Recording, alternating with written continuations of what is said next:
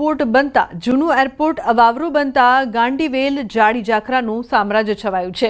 અહીં સાપ, ઉંદર, નોળિયાનો વસવાટ છે, જેથી આસપાસ રહેતા લોકો હેરાન પરેશાન થઈ રહ્યા છે। એરપોર્ટની દિવાલ આસપાસ 15 કરતાં વધારે સોસાયટીના લોકો પરેશાન છે, જેથી જૂના એરપોર્ટમાં ઝાંખરા દૂર કરવા જરૂરી બન્યા છે।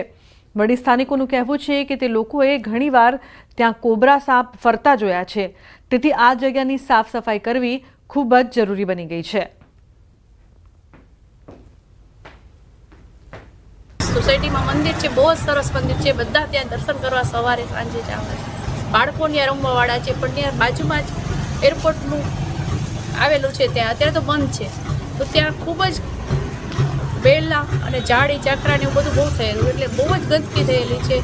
ત્યાં નોળિયા, સાપ બધું નીકળે છે, એટલે મંદિરમાં આવે છે, મંદિરમાં અમે જઈ શકીએ બહુ પરિસ્થિતિ, બાળકો બીવે, વૃદ્ધોને બેસાય એવી નથી પરિસ્થિતિ। હવે નાગ નોળિયા હોય એટલે ઉંદર પણ એટલો ત્રાસ હોય। સોસાયટીમાં અમારી સાર્વજનિક જે જગ્યા છે ત્યાં અમારું સરસ મજાનું મંદિર આવેલું છે। એ ઉપરાંત અવારનવાર ઉત્સવોને એ બધું થતું હોય છે, ત્યારે પુષ્કળ માણસો ભેગા થતા હોય છે।